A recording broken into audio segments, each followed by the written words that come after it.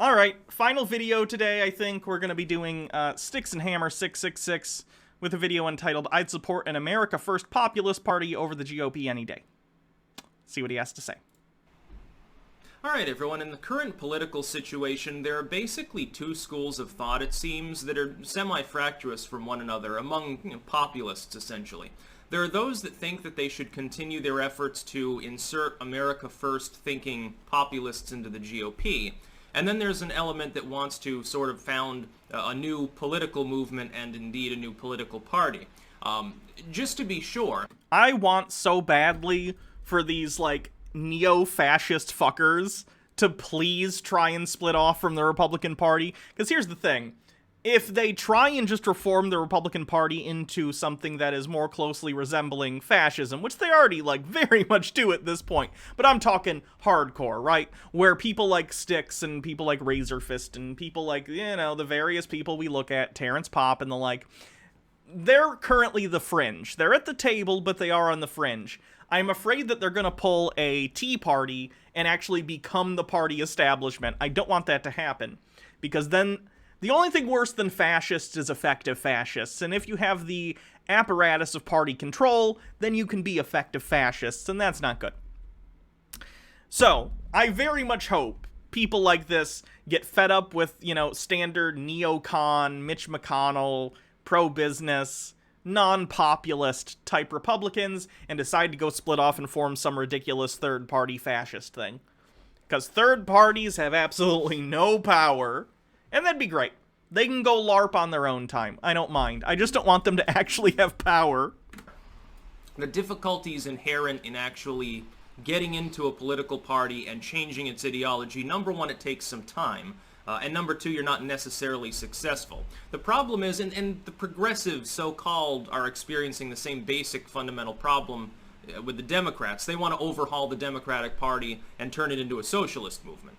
The problem is that all of the moneyed interests are standing in their way. The corporations that fund things, the party elite that are entrenched in their positions of power. There's a reason AOC is trying to throw Pelosi and Schumer under the bus. She wants to be, by the way, House Speaker. AOC wants that particular position. Potentially, that'd be cool. But I think she has some years before that would be the case. I think she also throws Schumer and Pelosi under the bus because they continually do, like, neo-lib pro-business bullshit that doesn't actually help people, and AOC, like, gives a shit about that stuff. It's like her whole platform. So, while part of it could certainly be strategic, a lot of it's probably also just genuine anger and frustration at people within her own party who refuse to do anything to actually help working-class people. And probably is capable of getting it. Just so you know, it's possible for the socialists to get there. What happens is that the lame establishment will throw its own under the bus, grant a couple token positions, but then it tends to snowball. And it's sort of like how the Democrats have spent years and years making all sorts of promises to the left in order to whip them up during elections, but now things have metastasized, so the left actually, at least locally, has some degree of power within the party. That's possible to do with the Republicans. The problem is that when you have a movement like America Firstism, a nationalist movement, a populist movement, a left-wing movement among the Democrats, it takes a long time, and movements like that tend not to be so patient. There's less strategic patience. What you can get is you get someone leading a movement who does have patience. They get kicked aside by more radical elements who use the fact that they're not getting enough accomplished quickly enough as a reason to usurp them. You can get this all of the time. This is how movements tend to crumble.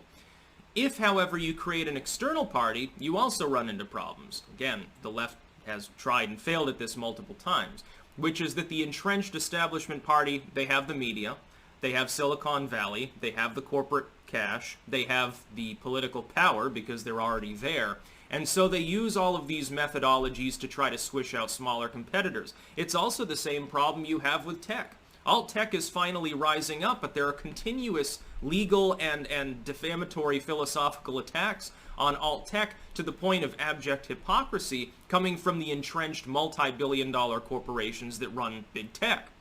I don't know if I'd say that alt-tech is really relative to what they previously were, let's say 5 years ago. Sure, Parler's a thing and BitChute's a thing, but they're not really doing well on the actual tech landscape in regard to, like, making money or having a huge user base relative to the big platforms like places like Twitter and YouTube. Like, videos on BitChute, again, popular videos on BitChute get maybe 10 to 100,000 views.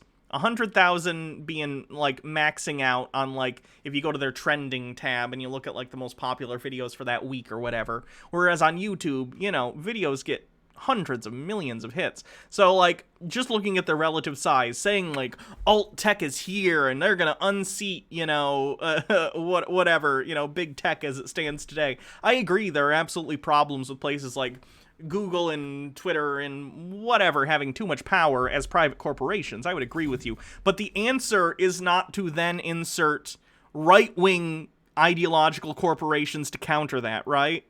That's just causing the same problem, but a mirrored version of it.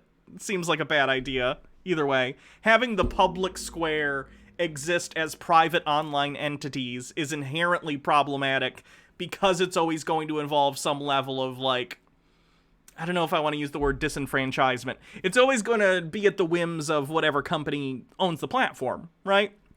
Either way, I don't foresee BitChute. Maybe I'm wrong. I could be wrong. Maybe BitChute will go on and continue to be very profitable. I don't know. They run off donations as it stands currently. I don't think they really do ads. I could be wrong on that one, though. I don't spend time on BitChute because I'm not a neo-Nazi. But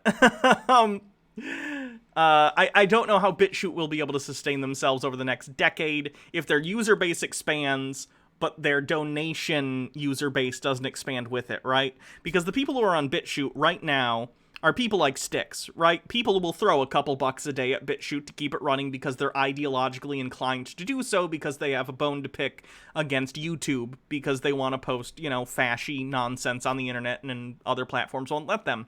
So they'll throw a couple bucks a month, maybe a week, whoever, you know, whatever, towards BitChute's donation to keep their servers on. But if people continue, like your uncle and aunt who spend all their time on Facebook, start going to BitChute, they're probably not throwing money at BitChute. They're probably just going to be using videos, right? They're going to be viewing the videos, which is going to increase the amount of money it takes to run the site, the more people who are accessing those servers to watch the videos. So, again, I don't know. I'm sure they have statistics on this in terms of new users and what percentage actually help fund the site, but I don't know if BitChute has a profitable path forward or even a sustainable path forward. But who knows? Maybe in 10 years I'll be looking back and saying, oh no, BitChute got even bigger and bigger and bigger, and now it's a YouTube competitor.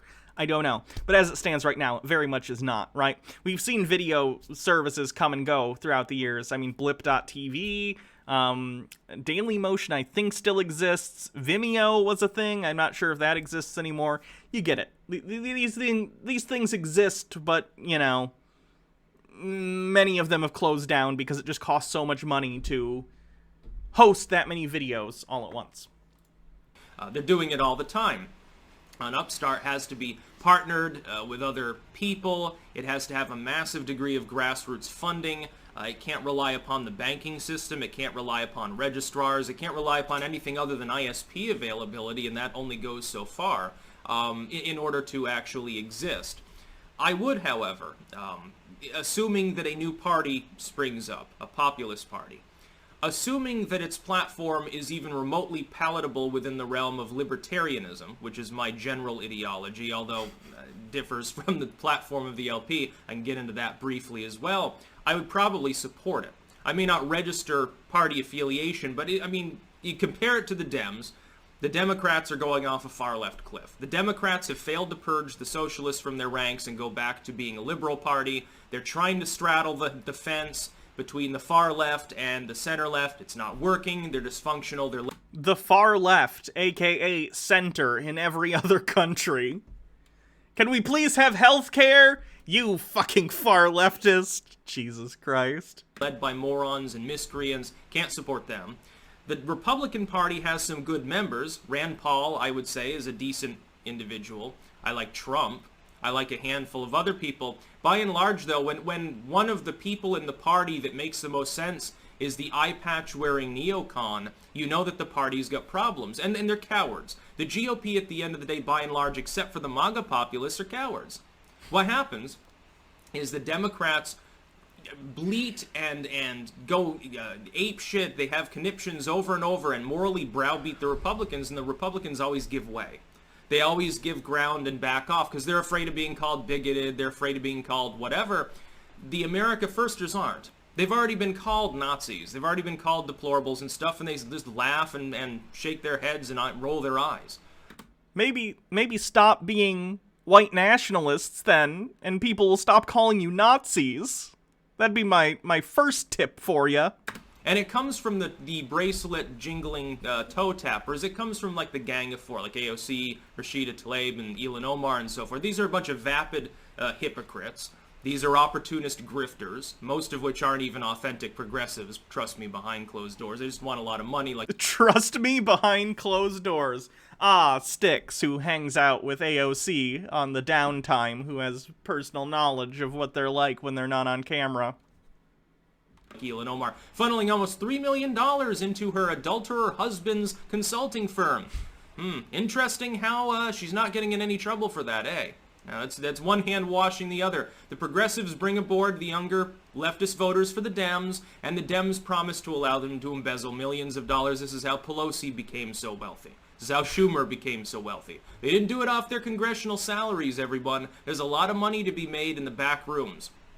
But I would definitely support a Trump-founded or similar populist movement, potentially over the GOP.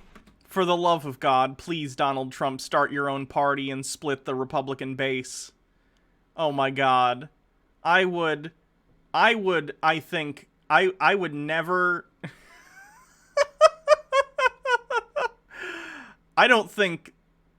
Nope, I'm not going to say what I was going to say. I think that would be good. Let me put it that way. Of course, there have to be certain elements of it that would have to fall in line at least roughly with my beliefs. Free speech supremacism, which I think is the norm for Americans, or should be, certainly would have to be stronger on guns than the GOP, because again, beyond the America Firsters and like a Rand Paul quasi-libertarian like paleocons, the Republicans basically, they're not pro-gun, there's less anti-gun than the Democrats. And if it spawned a moralist subculture... I've literally never seen an anti-gun Republican. What is he talking about? A moralist movement. I wouldn't be able to support at least that aspect of it. But the GOP's already done that too, so it wouldn't make any real difference now, would it? The GOP's already got that element. I think the GOP has the hard-line evangelical vote sewn up. It'd be funny if it schismed and the GOP becomes a vestigial, like, theocratic movement. Theocratic, like nepotistic neocons versus everyone else who's not a far leftist. I think an America First populist movement, if it was capable of branding and broadcasting itself enough, and certainly there are enough major personalities up and coming from the younger segment of the population, people under 40, I think that it could even attract a large proportion of Dems. The business Dems would love to have a party that's fundamentally for American workers and the middle class and says, hey, we're tired of people screwing you over. We want you to benefit. We're not particularly interested in the U.S. government catering to people in other countries, preferentially to our own population, whether it be through trade deals, which screw businesses in both countries, at the hands of multinationals, like the TPP and similar agreements. Basically the TPP, which is a disgrace, and Beijing Biden would love to sign something similar to it under a different name behind closed doors. The whole goal is a billionaire in the US and a billionaire in the UK can cross over to one another's countries, and at a whim they can put small businesses out. They can live in an unregulated wonderland while all the small and regional chains have to play by the rules and pay a lot of taxes. And they get protected so they can continue growing like parasites, like cancer, metastasizing around the world. It's a way for the billionaires to do a power grab. It's a reach around for the donor class. That's what the TPP was. That's what all similar trade deals will always be. And the Republicans are pathetic. They by and large, don't stand in the way of these things. That's one example. Or wars. A populistic movement would have to be more reluctant to be warmongering, including than the Democrats. The Democrats aren't a pacifistic movement. Even the left, they're always saber-rattling too. It's not like they're not violent individuals. Who's been burning down U.S. cities for the last, 8 months? He's still on this shit. Okay, Styx. Again, I don't like war hawks either. I don't like American interventionalism. But if we're talking about which party is more prone to that sort of saber-rattling, it's people on the right. Donald Trump fucking bombed places during his presidency, too. Like, seriously? Come on, man. Leftists. It's not right-wing evil militias. No, they just stand there with their assault rifles, so-called, and their body armor and don't do anything.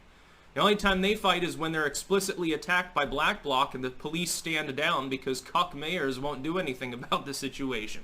And I'm not surprised there'd be a burgeoning populist slash vaguely libertarian at times slash quasi-nationalistic slash technically nativistic movement uprising. It's a reaction to the left.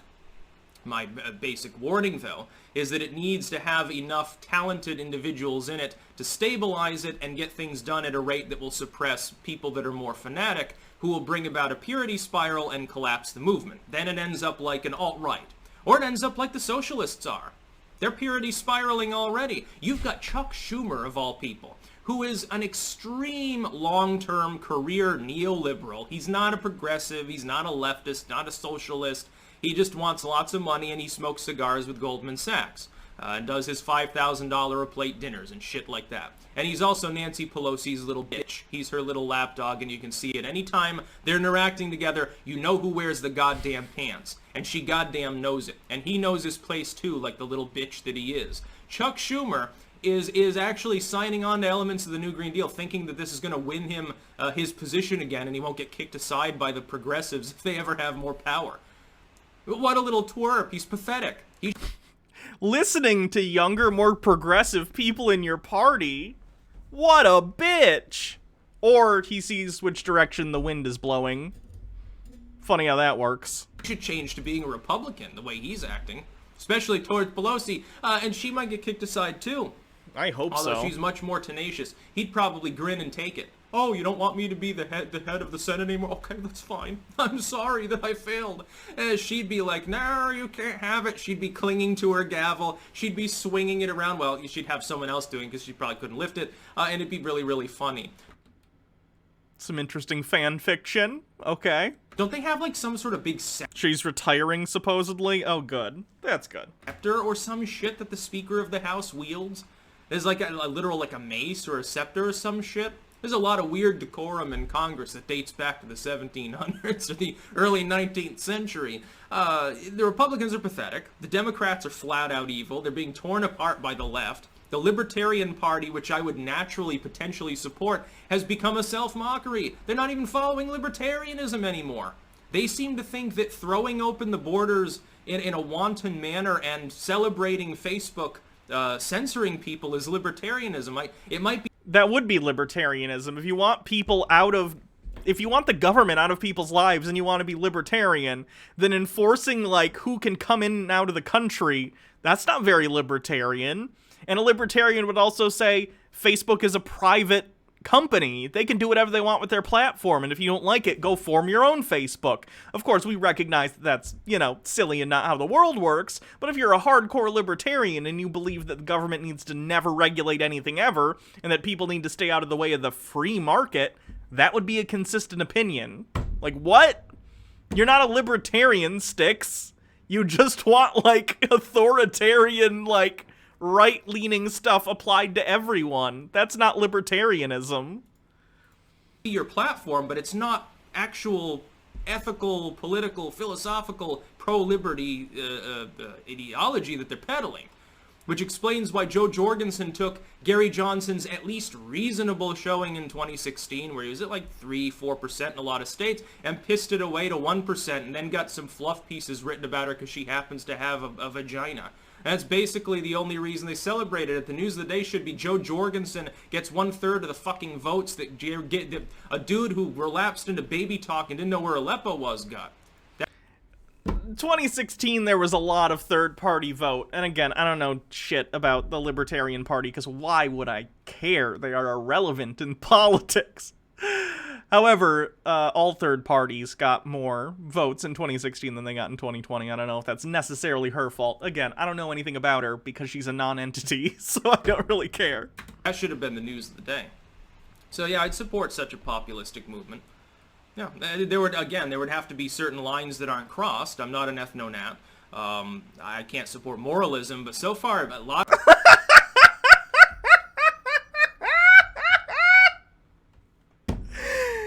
He almost said I'm not an ethno-nationalist, but then, like, didn't say it and then said something else. That's interesting. Interesting choice. What? Moralism. A lot of it's really just focused on, hey, we're tired of being abused by the elite and by foreign countries. That sounds like a platform I can get behind. It would have to be a broad tent movement to gain any traction, but it has to have sort of a hardened core philosophy. America First is pretty terse. It's much better than the Build Back Better neoliberals and all their bullshit. That's about all. Peace out. He always just stops his videos very suddenly, and it bothers me. I don't know why. It shouldn't. He can do whatever he wants. Bugs me.